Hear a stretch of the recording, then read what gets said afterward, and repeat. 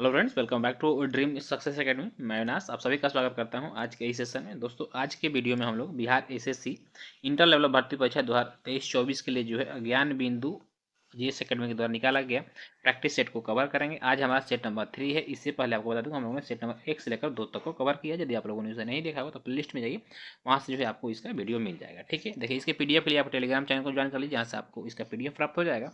और जो ये प्रैक्टिस सेट है काफ़ी बेटर प्रैक्टिस सेट है।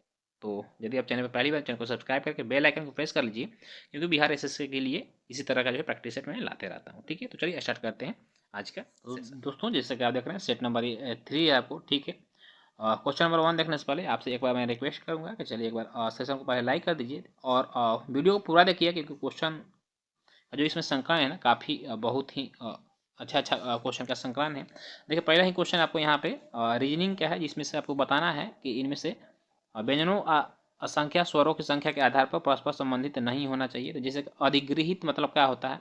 अधिगृहित मतलब प्राप्त करना। अगर किसी चीज़ को हम ग्रहण करते हैं मतलब प्राप्त करते हैं, ठीक है, तो उसी प्रकार जो है आपको लघु का मतलब क्या होता है? छोटा होता है। ठीक है, ऑप्शन नंबर डी बिल्कुल आंसर हो गया। नेक्स्ट क्वेश्चन देखिएगा, संघ लोक सेवा आयोग के अध्यक्ष अधिकतम कितने वर्ष की आयु तक, ठीक है, पद धारण कर सकते हैं? तो सबसे पहले याद रखिए संघ लोक सेवा आयोग यानी कि union public service commission UPSC की चर्चा कर रहा है।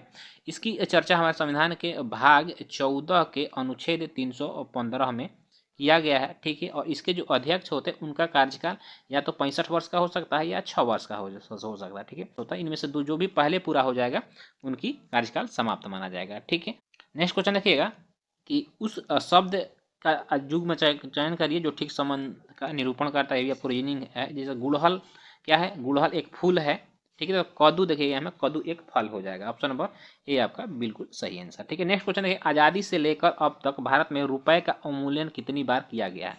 तो सबसे पहले समझिए कि आप ये अवमूल्यन जो होता है, ये अवमूल्यन क्या है? देखिए, अवमूल्यन एक ऐसी मौद्रिक प्रक्रिया है जिसके तहत जो है कोई देश अपने देश की मुद्रा जानबूझकर क्या कर देता है, उसकी वैल्यू कम कर देता। मान लीजिए अभी भारत के ही एग्जाम्पल ले लेते हैं। $1 बराबर जो है कितना? 80 रुपये के आसपास से। ठीक है, 80 या 83 रुपये। ठीक है, $1 बराबर। तो मान लीजिए भारत सरकार इसको $1 का बराबर 100 रुपया कर दिया, तो आपके क्या हो गया? अपने देश की मुद्रा का वैल्यू गिर गया।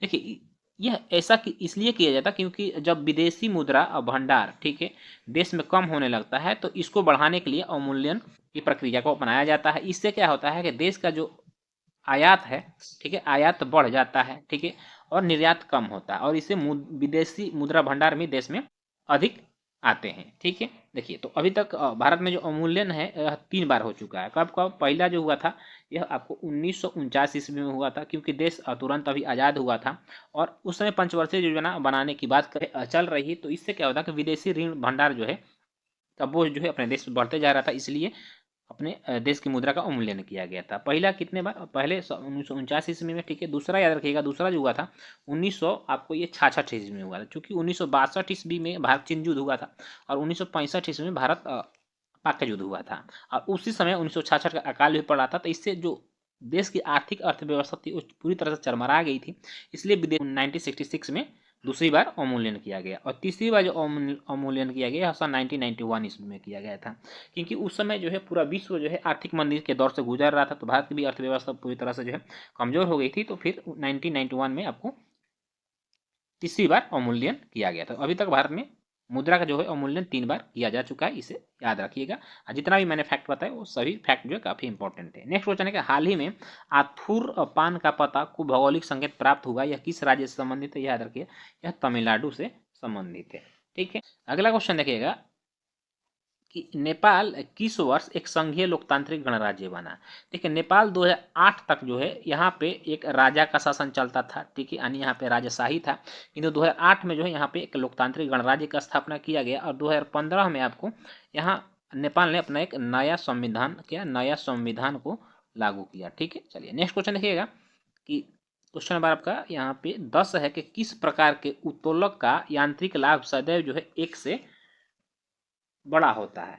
तो यह जो है आपको द्वितीय श्रेणी के उत्तोलक का लाभ जो है सदैव 1 से बड़ा होता है। निम्नलिखित में से कौन सा अचालक नहीं है? ठीक है, देखिए अचालक इसमें से कौन सा नहीं है? तो सेलेनियम जो है यह अचालक नहीं है, यह आपको क्या है? यह एक अर्धचालक है। ठीक है, क्या है, अर्धचालक है।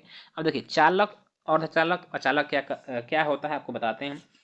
देखिए चालक उसे कहते हैं, ठीक है, जिन पदार्थों से आवेश क्या करता है, जिन पदार्थों से आवेश जो होता है यह प्रवाहित होता है, उससे हम चालक कहते हैं। जैसे आपको तांबा हो गया, लोहा हो गया, ये सब क्या है, चालक पदार्थ है। ठीक है, अचालक उसे कहते हैं जिससे कि आवेश प्रवाहित नहीं होता है, जैसे कि लकड़ी हो गया आपका, रबर हो गया। और अर्धचालक वैसे कहते हैं जो जिनकी विद्युत चालकता जो होती है, चालकता तथा चालक तथा अचालक के बीच होती है, उसे हम अचालक कहते हैं। जैसे कि जर्मेनियम, सेलेनियम, ठीक है, सिलिकॉन इत्यादि जो है आपको यह अर्धचालक है। ठीक है, बाकी ये रबर, कागज और अभ्रक जो है ये आपको अचालक है, क्योंकि इनसे तो आवेश है वो प्रवाहित नहीं होता है। नेक्स्ट क्वेश्चन है आपका, रीजनिंग है, आसान क्वेश्चन है, सब बना लीजिए। इसके लिए मैं पीडीएफ आपको शेयर कर दूंगा। ठीक, क्वेश्चन 16 देखिएगा कि निम्नलिखित में से कौन सा युग्म सही सुमेलित नहीं है। ठीक है, तो देखिए जोरन जो है, यहाँ पे देखिए आपको पवन दिया है, वहाँ पर स्थान का नाम दिया है, किस स्थान से कौन सा पवन चलती है। ठीक है, तो यह जोरन जो है आपको जूरा पर्वत यानी स्विट्जरलैंड में चलती है, बिल्कुल सही है। और ब्रिक फिल्डर जो है यह ऑस्ट्रेलिया में चलने वाली हवा का नाम है। ठीक है, और सामून जो है, सामून इटली में चलने वाली हवा का नाम नहीं है, सामून आपको ईरान में चलता है। कहाँ, ईरान में चलने वाली हवा, इसलिए यह आपको सुमेलित नहीं है। बाकी टेम्पोरल जो है मध्य अमेरिका में चलता है। नेक्स्ट क्वेश्चन देखिएगा कि दाब का मात्रक क्या है, बताना है आपको। दाब का मात्रक क्या है, दाब का मात्रक आपको न्यूटन पर वर्ग मीटर है। ठीक है, नेक्स्ट क्वेश्चन है कि दहन की क्रिया के लिए निम्नलिखित में से कौन सा जो है शर्त आवश्यक है। तो इसके लिए पदार्थ के ज्वलन ताप की प्राप्ति जो है यह आवश्यक हो जाएगा। ठीक है, चलिए नेक्स्ट क्वेश्चन देखें। रीजनिंग 21 है कि मंत्रिपरिषद सामूहिक रूप से किसके प्रति उत्तरदायी होता है। तो मंत्रिपरिषद सामूहिक रूप से यदि बात करें तो यह आपको लोकसभा के प्रति उत्तरदायी होगा। ठीक है, यदि व्यक्तिगत रूप से मंत्री व्यक्तिगत रूप से यदि उत्तरदायी की बात करें तो यह फिर यह राष्ट्रपति के प्रति उत्तरदायी होते हैं, किंतु सामूहिक रूप से लोकसभा के प्रति उत्तरदायी होते हैं। ठीक है, देखिए संविधान के अनुच्छेद जो 74 है, इस पर प्रधानमंत्री की नियुक्ति की बात करता है, अनुच्छेद 74। ठीक है, और मंत्रियों की नियुक्ति, कार्यकाल, शपथ तथा वेतन जितनी भी चर्चाएं वो आपको अनुच्छेद 75 में इसका वर्णन है। ठीक है, नेक्स्ट क्वेश्चन देखेंगे कि चीन की संसद क्या कहलाती है। तो याद रखिए चीन की जो संसद है उसको नेशनल पीपुल्स कांग्रेस कहते हैं। जातीय संसद जो है यह आपको बांग्लादेश के संसद का नाम है। ठीक है, डाइट जो है आपको जापान की इस संसद का नाम है, कहाँ, जापान के। और कांग्रेस जो है आपको संयुक्त राज्य अमेरिका की संसद का नाम है। नेक्स्ट क्वेश्चन देखिएगा, निम्नलिखित में से कौन सी तरंग निर्वात में संचरण कर सकती है। देखिए निर्वात में संचरण कर सकती है विद्युत चुंबकीय तरंग जो है आपको यह निर्वात में भी संचरण कर सकती है। ठीक है, देखिए वैसी तरंगे जिनके संचरण के लिए किसी माध्यम की आवश्यकता नहीं होती है वह विद्युत चुंबकीय तरंगे कहलाती हैं। जैसे कि आपका प्रकाश तरंग हो गया, रेडियो तरंग हो गया, अवरक्त किरणें हो गई, गामा किरणें हो गया, सब आपको विद्युत चुंबकीय तरंग है। ठीक है, अनुप्रस्थ तरंगों के संचरण के लिए, ठीक है, आपको किसी न किसी माध्यम की आवश्यकता पड़ती है। अगला क्वेश्चन देखिए कि मेंडेलीव आवर्त नियम के अनुसार तत्व आवर्त सारणी में किस क्रम में व्यवस्थित किए गए हैं। तो ये जो है आपको परमाणु भार के बढ़ते क्रम में व्यवस्थित किए जाते हैं। ठीक है, नेक्स्ट क्वेश्चन देखिए कि ब्रेटन वुड्स सम्मेलन ने किस संस्थाओं की स्थापना की। देखिए ब्रेटन वुड्स याद रखिए, पहले तो यह याद रखिए यूएसए में यानी संयुक्त राज्य अमेरिका में है। सम्मेलन जो है सन 1944 ईस्वी में हुआ था। और इसी सम्मेलन के पश्चात आपको विश्व बैंक तथा अंतर्राष्ट्रीय मुद्रा को, जिसे आईएमएफ यानी इंटरनेशनल मॉनेटरी फंड के नाम से जानते हैं, ठीक है, दोनों की स्थापना सन 1945 ईस्वी में किया गया था। दोनों संस्थाओं का जो है स्थापना हुआ ब्रेटन वुड्स सम्मेलन की, इसलिए इसे ब्रेटन वुड्स की जुड़वा बहन के नाम से भी जानते हैं। तो ये और भी आपका जो है बिल्कुल सही आंसर हो जाएगा। ठीक है, चलिए, और दोनों का याद रखिएगा जो मुख्यालय है ये आपको वाशिंगटन का है, वाशिंगटन डीसी में है। देखिए अब बात करते हैं हम यदि विश्व बैंक की, तो विश्व बैंक का जो अध्यक्ष होता है ना, यह हमेशा कोई अमेरिकी नागरिक, जो भी इसका अध्यक्ष होगा कोई अमेरिकी नागरिक ही होगा। और अंतर्राष्ट्रीय मुद्रा कोष का जो है कोई भी अध्यक्ष होगा तो हमेशा यह आपको कोई न कोई जो यूरोपीय व्यक्ति है, हमेशा यह यूरोपीय व्यक्ति ही होगा। ठीक है, कि राष्ट्रपति की जो पदावधि का उल्लेख है किस अनुच्छेद में है। तो राष्ट्रपति पद की बात कर रहा है यहाँ पे, तो राष्ट्रपति के पद जो अनुच्छेद 56 में राष्ट्रपति पद का वर्णन है। नेक्स्ट क्वेश्चन देखिएगा कि निम्नलिखित में से किसको 1857 का प्रथम विद्रोह स्थल माना जाता है। मेरठ छावनी को माना जाता है, क्योंकि मेरठ छावनी की से जो है आपको 10 मई, याद रखिए डेट, 10 मई सन 1857 ईस्वी को जो वहाँ की 20वीं, ठीक है, इन्फेंट्री बटालियन थी, इसने विद्रोह कर दिया और वहाँ से ये चलकर दिल्ली पहुँचते हैं और दिल्ली में जाकर बहादुर शाह जफर को, किसको, बहादुर शाह जफर जो कि मुगल वंश का अंतिम शासक था, इसको अपना नेता मानकर 1857 ईस्वी के विद्रोह का जो है बिगुल फूंकते हैं। ठीक है, चलिए नेक्स्ट क्वेश्चन देखिए, बोरॉन, ठीक है, में प्रोटोनों, न्यूट्रॉनों तथा इलेक्ट्रॉनों की संख्या क्रमशः कौन सी है? तो इसमें देखिए, क्योंकि आपको पता होगा कि प्रोटॉन और इलेक्ट्रॉन की संख्या क्या होता है, बराबर होता है। और द्रव्यमान संख्या यदि निकालना होगा हमें, द्रव्यमान संख्या बराबर क्या होता है, प्रोटॉन प्लस न्यूट्रॉन होता है। तो इसमें द्रव्यमान संख्या कितना दिया हो, 80 दिया हुआ। ठीक है, और प्रोटॉन संख्या यहाँ पे दिया हुआ आपका, नीचे वाला जो हो जाएगा प्रोटॉन हो जाएगा। तो 80 में आप प्रोटॉन घटा लीजिए, क्या बचेगा, ये 45 का हो जाएगा आपका, क्या हो जाएगा, 45 हो जाएगा। तो यहाँ पूछ क्या रहा है, प्रोटॉन, न्यूट्रॉन तथा इलेक्ट्रॉन की संख्या पूछा।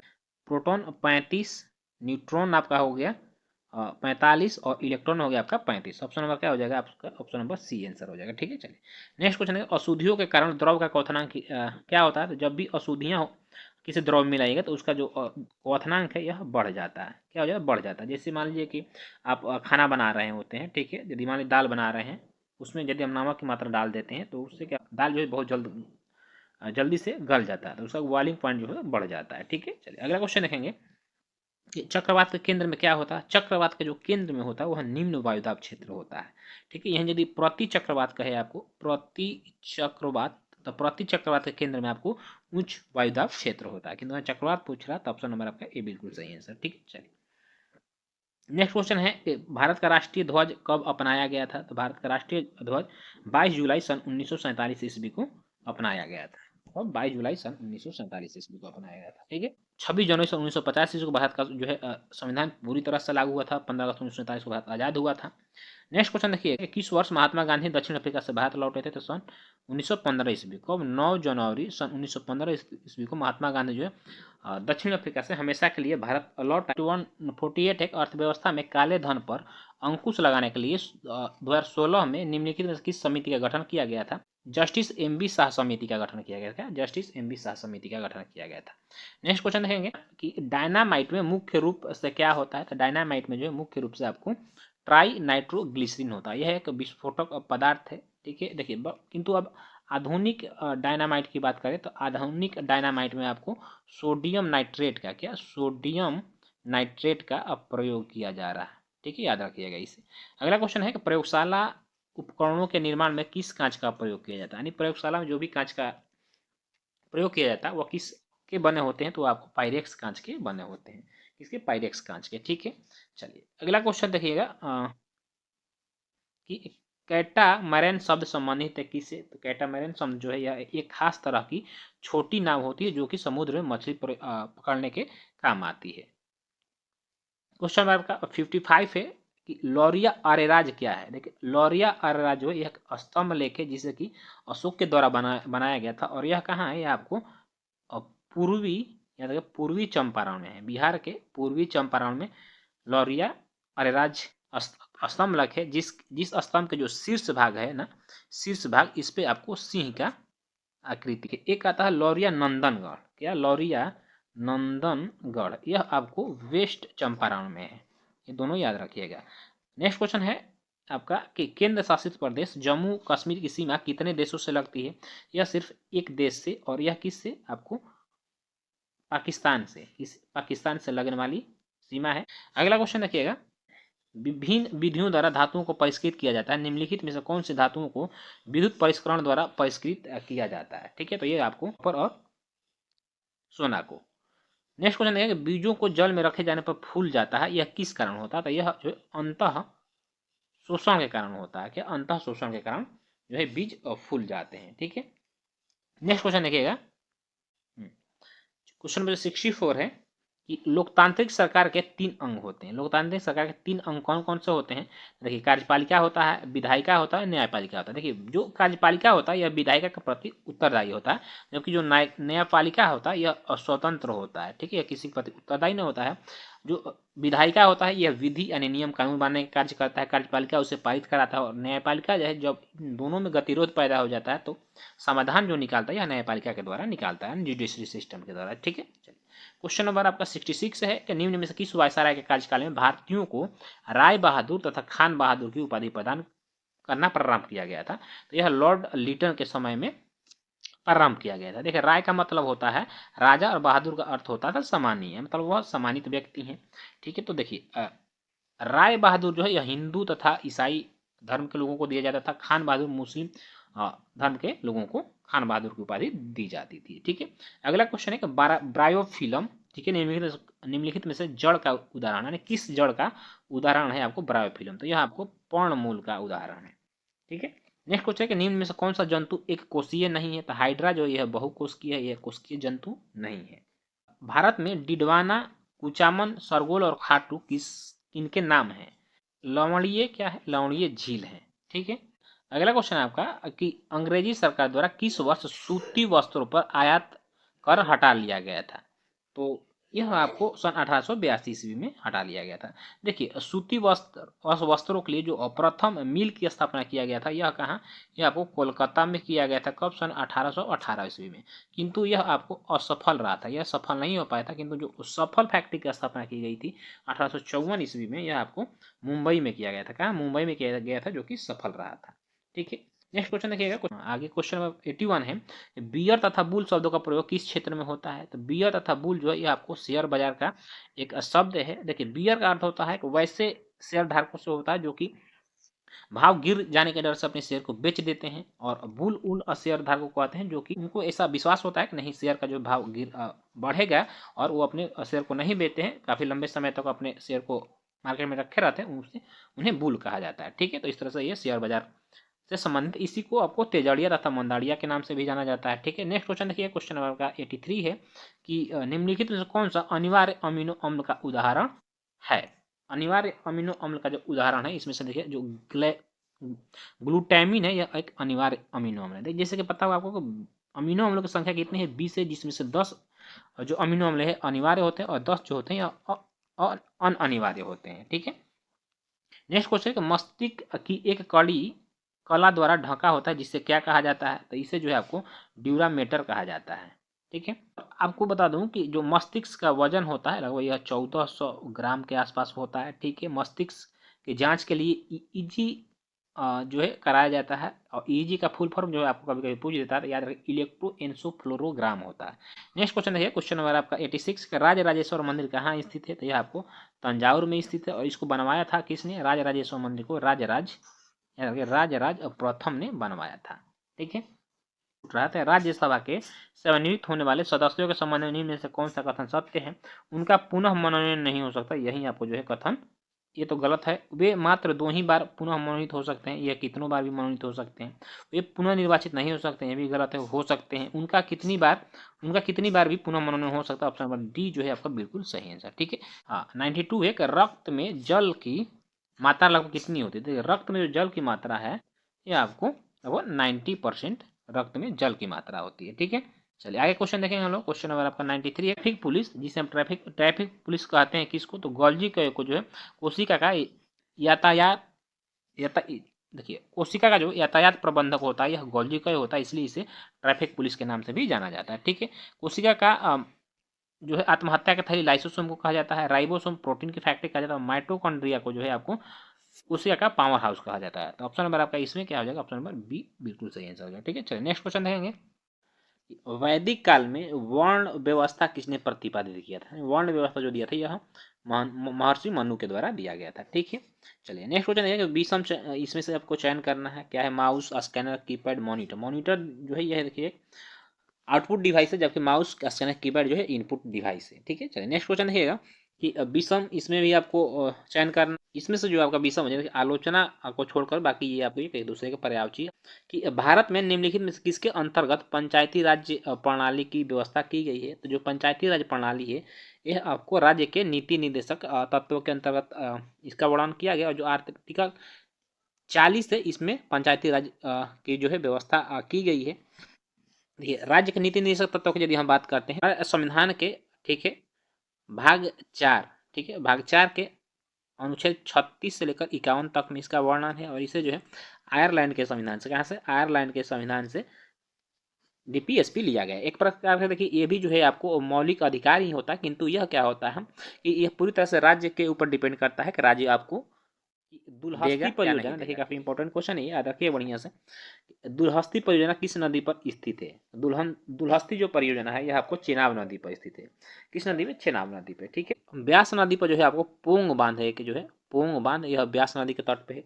झेलम नदी के तट पे यदि बात करें, उरी जो परियोजना है, ठीक है, उरी बांध यह आपको झेलम नदी के तट पे है। नेक्स्ट क्वेश्चन देखेंगे कि सन 1941 ईस्वी में द्वितीय विश्व युद्ध के दौरान किन घटनाओं के कारण जर्मनी और उसके साथी राष्ट्रों की हार हुई थी?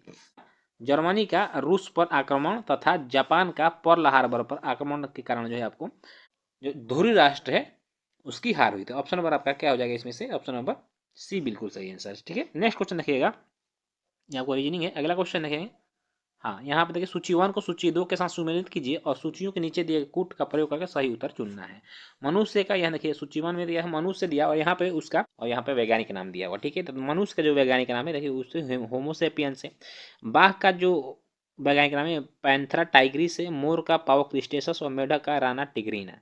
तो ए का 4 हो गया, बी का 3 हो गया आपका, ठीक है। ए का 4, बी का 3, सी का 1। ऑप्शन नंबर जो है ए आपका सही आंसर है।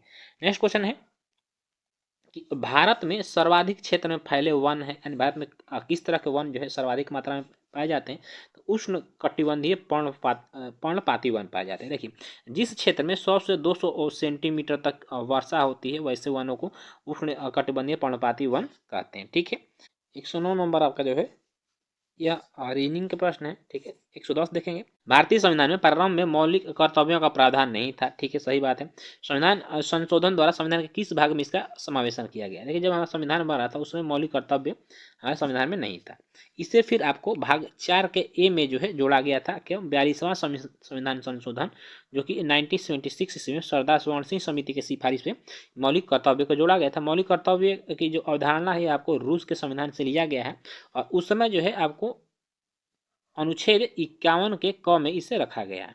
जब इसे जोड़ा गया था उसमें सिर्फ 10 मौलिक कर्तव्य थे, किंतु 11वां मौलिक कर्तव्य को 2002 में 86वें संविधान संशोधन के तहत जोड़ा गया, और 11वां मौलिक कर्तव्य जोड़ा गया, और उसमें कहा गया 6 वर्ष से लेकर 14 वर्ष तक के बच्चों की शिक्षा के लिए माता पिता जो है उनका यह कर्तव्य है कि वो उनके जो प्राइमरी शिक्षा है उसे सुचारू रूप से कराएं, ठीक है। चलिए नेक्स्ट क्वेश्चन देखिएगा, ब्रिटिश सम्राट के अधीन नियुक्त भारत का प्रथम वायसराय कौन था?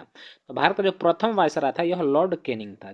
भारत का अंतिम गवर्नर जनरल यदि आपसे कहे तो वह भी आपको लॉर्ड कैनिंग हो जाएगा, क्योंकि देखिए 1857 ईस्वी का जो क्रांति हुआ था, 57 क्रांति के बाद जो गवर्नर जनरल का पद था उसे समाप्त करके वायसराय पद का सृजन किया गया था। लॉर्ड डलहौजी जो है इसने डॉक्ट्रिन ऑफ लैप्स की नीति अपनाई थी। जॉन लॉरेंस की हम लोग बात करें तो जॉन लॉरेंस जो है इसने अहस्तक्षेप, याद रखिए, अहस्तक्षेप की नीति अपनाई थी, ठीक है।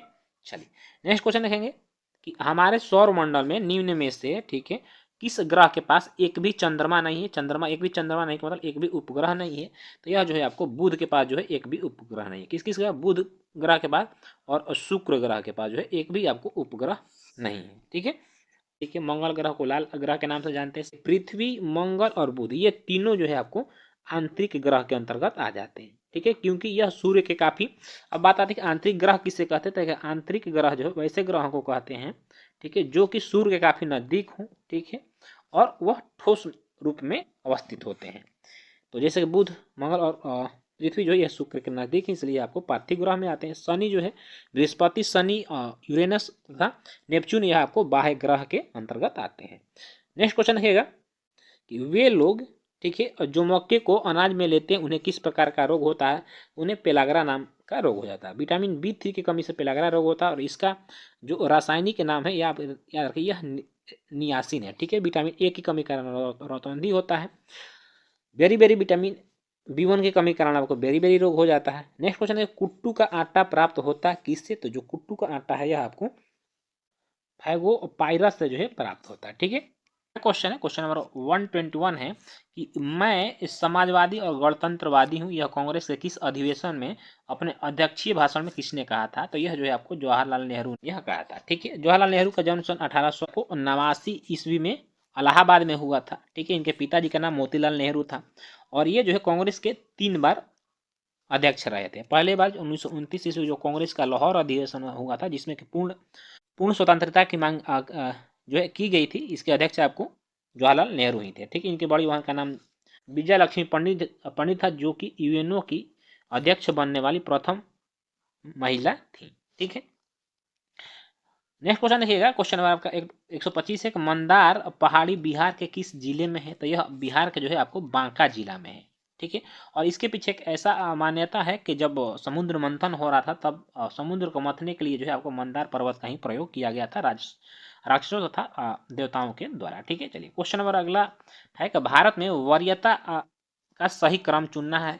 तो देखिए, सबसे पहले तो आपको राष्ट्रपति हो जाएंगे, फिर उपराष्ट्रपति हो जाएंगे, प्रधानमंत्री हो जाएंगे, इसके बाद जो है प्रधानमंत्री के बाद देखिए राज्यों के राज्यपाल हो जाते हैं, फिर भूतपूर्व राष्ट्रपति। ऑप्शन नंबर सी जो है आपका सही आंसर है, क्रम वाइज यदि इसे सजाइएगा तो। ठीक है, चलिए नेक्स्ट क्वेश्चन देखिएगा, भारतीय संविधान अनकही कहानी के लेखक कौन है? तो भारतीय संविधान अनकही कहानी के लेखक जो है राम बहादुर रॉय हैं। ठीक है, प्रीति सुनोय की यदि बात करें तो इन्होंने एक पुस्तक लिखा है द प्लेस कॉल्ड होम, और संयुक्ता दास ने लॉकडाउन लिरिक्स लिखा है। क्या? लॉकडाउन लिरिक्स नामक पुस्तक संयुक्ता दास के द्वारा लिखा गया है। नेक्स्ट क्वेश्चन है, निम्नलिखित में से किस देश की मुद्रा का नाम पेसो है? तो अर्जेंटीना का जो मुद्रा है इसका नाम आपको पेसो है। क्वेश्चन नंबर 134 है, फुटबॉल के गेंद का वजन लगभग कितना होता है? तो 450 ग्राम फुटबॉल के गेंद का वजन होता है। क्रिकेट गेंद का जो है वजन कितना होता है? याद रखिए, ये है 155 से लेकर 60-62 यानी 155 से लेकर 163 ग्राम तक होता है। नेक्स्ट क्वेश्चन है आपका, इनमें से कौन सी भाषा जो है संयुक्त राष्ट्र द्वारा मान्यता प्राप्त नहीं है? तो जर्मन, देखिए जर्मन भाषा जो है मान्यता प्राप्त भाषा नहीं, बल्कि फ्रेंच, अरबी और स्पेनिश के साथ साथ आपका चीनी का जो मंदारिन भाषा होता है, ठीक है, चाइनीज भाषा और आपको इंग्लिश जो है यह संयुक्त राष्ट्र के द्वारा मान्यता प्राप्त भाषा है। ठीक है, भारत के राष्ट्रीय पक्षी का नाम क्या है? तो यह आपको पता होगा, मोर है। निम्नलिखित में किस राज्य को 2019 में केंद्र शासित प्रदेश का दर्जा मिला?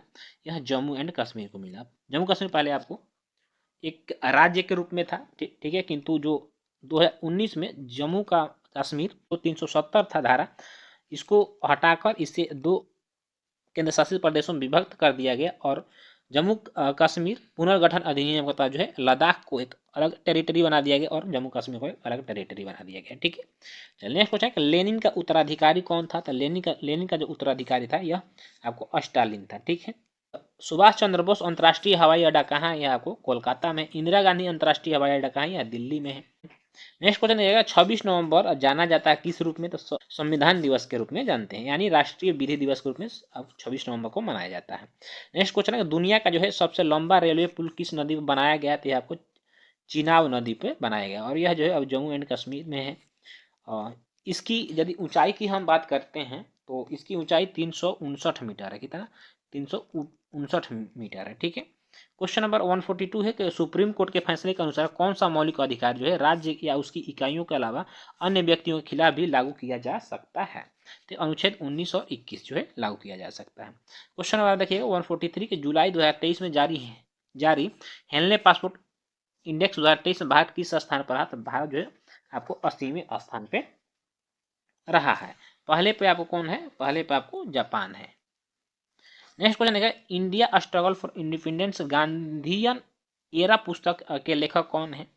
तो इस पुस्तक जो है आपको वी रामा सुब्रमण्यम के द्वारा लिखा, जो कि एक पूर्व जस्टिस रह चुके हैं।